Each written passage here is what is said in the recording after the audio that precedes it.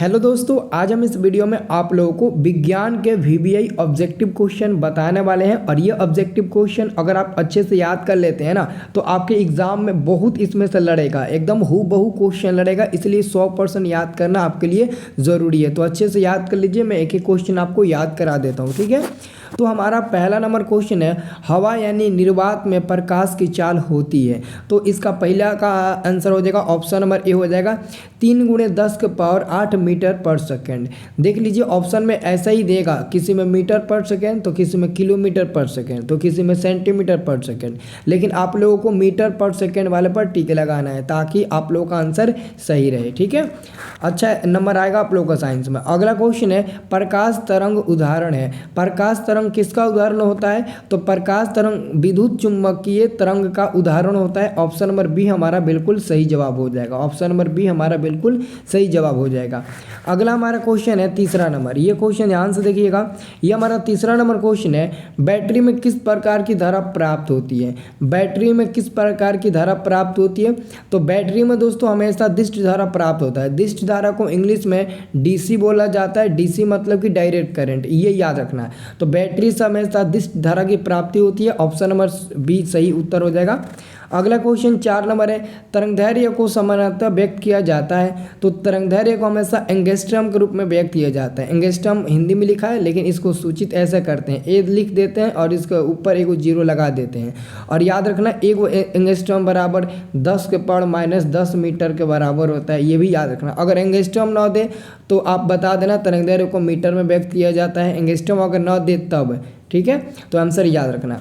अगला क्वेश्चन हमारा है कि दृश्य प्रकाश में किस वर्ण का तरंगदैर्घ्य अधिकतम होता है? तो तरंगदैर्घ्य अधिकतम होगा तो लाल रंग का होगा, और प्रकीर्णन अधिक होगा तो बैगनी या तो नीला का होगा, ठीक है। ऑप्शन नंबर बी हो जाएगा।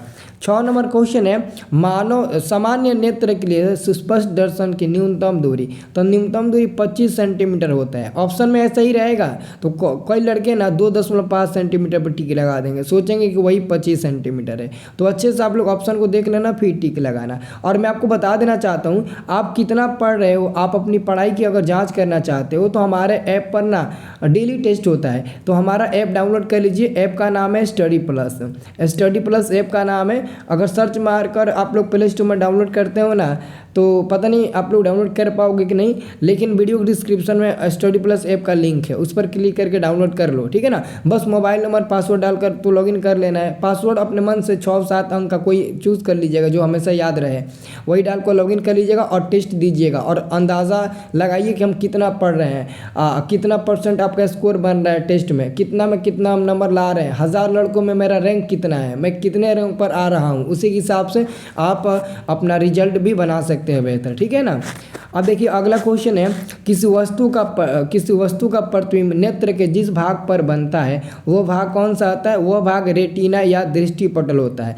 रेटिना या दृष्टिपटल इसलिए लिखा गया ना क्योंकि दृष्टिपटल हिंदी नाम होता है और दृष्टिपटल को इंग्लिश में रेटिना बोला जाता है, इसलिए दोनों दिया है। अगला क्वेश्चन है, 1 HP बराबर होता है, 1 HP मतलब अश्व पावर, अश्व पावर मतलब कि HP मतलब कि हॉर्स पावर। तो 1 HP बराबर 746 वाट होता है, 746 वाट। ऑप्शन नंबर आपका ए नंबर सही जवाब हो जाएगा। अगला क्वेश्चन है, धारा मापने में किसका उपयोग होता है? तो धारा मापने में एमीटर का उपयोग किया जाता है और विभवांतर मापने में वोल्ट मीटर का उपयोग किया जाता है। तो धारा मापने में एमीटर का ऑप्शन नंबर ए होगा। अगला क्वेश्चन, डायनेमो से किस प्रकार की धारा प्राप्त होती है? देखिए डायनेमो से दोनों प्रकार की धारा प्राप्त होती है। बैटरी नहीं है कि केवल दिष्ट धारा प्राप्त होगा, ये डायनेमो और डायनेमो से दोनों प्रकार की धाराएं प्राप्त होती है। डीसी कहो या फिर एसी कहो। डीसी मतलब कि डायरेक्ट करंट, एसी मतलब कि अल्टरनेटिव करंट। अब देखो अगला क्वेश्चन हमारा है 11 नंबर। ये क्वेश्चन है, चुंबकीय क्षेत्र की तीव्रता का मात्रक। चुंबकीय क्षेत्र की तीव्रता का एसआई मात्रक आपसे पूछा गया है। तो चुंबकीय क्षेत्र की तीव्रता का एसआई मात्रक वेबर भी बहुत लोग बोलते हैं। तो इसका आंसर आप लोग याद रखिएगा, न्यूटन पर एम्पियर मीटर होगा, ठीक है ना। इसको टेस्ला बोला जाता है। चुंबकीय क्षेत्र का सही मात्रक टेस्ला होता है और 1 टेस्ला बराबर न्यूटन पर एम्पियर मीटर होता है, ठीक है ना। चुंबकीय क्षेत्र का, ठीक है ना। अभी मैं आपको टेस्ला के पहले मैं आपको क्या बताया था, वो नहीं होगा, आपका टेस्ला होगा, ठीक है ना। तो टेस्ला होगा और एक टेस्ला बराबर आपका होता है 1 न्यूटन और बाटा में क्या होता है, एम्पियर मीटर होता है, ठीक है ना। ऑप्शन नंबर बी सही जवाब होगा। अगला क्वेश्चन है नाभिकीय ऊर्जा प्राप्त करने के लिए आवश्यक है। तो नाभिकीय ऊर्जा प्राप्त करने के लिए यूरेनियम की आवश्यकता होती है और यूरेनियम सबसे भारी धातु होता है। लोहा से भी भारी धातु यूरेनियम होता है और यूरेनियम का उपयोग हम लोग ज़्यादातर खतरनाक हथियार वगैरह बनाने में हम लोग करते हैं, ठीक है। अगला क्वेश्चन है निम्नलिखित में से किस माध्यम में प्रकाश की चाल सबसे अधिक होती है। तो निर्वात में प्रकाश की चाल सबसे ज़्यादा होती है। अगला क्वेश्चन है इलेक्ट्रिक हीटर की कुंडली बनाने में किस पदार्थ का प्रयोग किया जाता है। तो नाइक्रोम के पदार्थ का प्रयोग किया जाता है। ऑप्शन नंबर डी सही जवाब हो जाएगा। अगला क्वेश्चन आपका 15 नंबर है 1 यूनिट विद्युत ऊर्जा का मान होता है, 1 यूनिट विद्युत ऊर्जा का मान होता है 3.6 गुणे 10 के पावर 6 जूल। ये आपका हो जाएगा, ये देख लो डी नंबर में दिया ना, यही डी नंबर वाला सही जवाब हो जाएगा। अगला क्वेश्चन है किलोवाट घंटा इकाई है। तो किलोवाट घंटा ऊर्जा का इकाई होता है, ठीक है ना, ऊर्जा का होता है। विद्युत धारा का तो आपका एम्पियर हो जाएगा, विद्युत आवेश का कूलम हो जाएगा, शक्ति का आपका क्या हो जाएगा, वाट हो जाएगा, लेकिन विद्युत ऊर्जा का किलोवाट घंटा होता है। किलोवाट घंटा मतलब कि ऐसे है किलो वाट पर घंटा, किलोवाट पर घंटा, ये किसका मात्रक होता है, तो ऊर्जा का होता है। अगला क्वेश्चन है विद्युत फ्यूज विद्युत धारा के किस सिद्धांत पर कार्य करता है। विद्युत फ्यूज विद्युत धारा के उसमें सिद्धांत पर कार्य करता है। ऑप्शन नंबर ए सही जवाब होगा।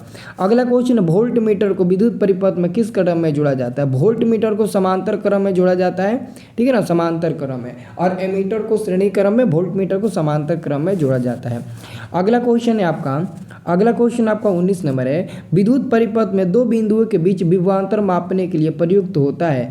दो बिंदुओं के बीच विभवांतर मापने के लिए वोल्ट मीटर का प्रयोग किया जाता है। ऑप्शन नंबर आपका हो जाएगा, ऑप्शन नंबर बी हो जाएगा।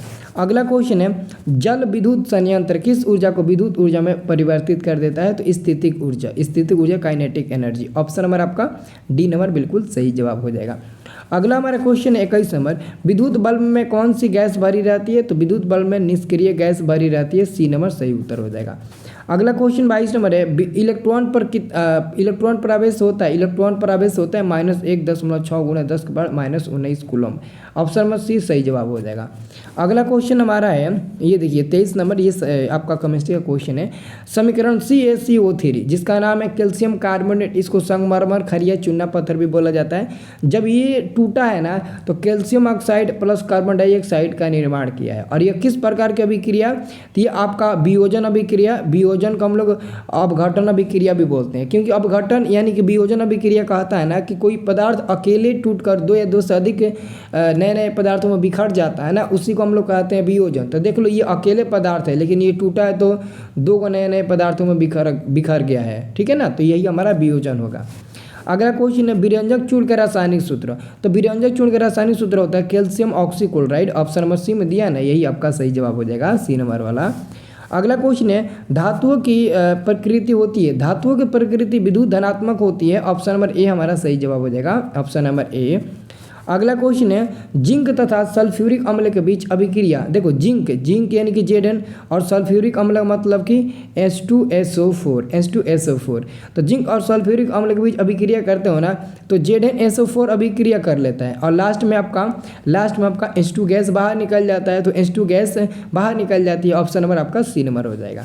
अगला क्वेश्चन है Fe प्लस CuSO4 से Cu प्लस FeSO4 किस प्रकार की अभिक्रिया है। तो देखो एक होता है विस्थापन अभिक्रिया, विस्थापन अभिक्रिया इसका आंसर होगा। लेकिन विस्थापन अभिक्रिया कैसे पहचानते हैं। देखो विस्थापन अभिक्रिया कहता है ना कि अगर कोई दो गो मतलब कि तत्व एक साथ है और उन दोनों में जो तत्व अधिक अभिक्रियाशील होगा वो पास वाले को त्याग देगा, वो अकेले हो जाएगा। तो देखिए CuSO4 में ना Cu सबसे ज़्यादा ना अभिक्रियाशील है, SO4 से अधिक अभिक्रियाशील Cu है। तो CuSO4 को ना त्याग दिया है। Cu कह रहा ना कि हम सबसे ताकतवर है, तुम हमारे साथ नहीं रह सकते हो, तुम्हारा मेल हमारे सामने नहीं होता है। जैसा नहीं होता अमीर गरीब, अमीर लोग कहते हैं कि गरीबों को कि तुम कहाँ मैं कहाँ, वैसे ही कॉपर कहता है ना तुम कहाँ मैं कहाँ।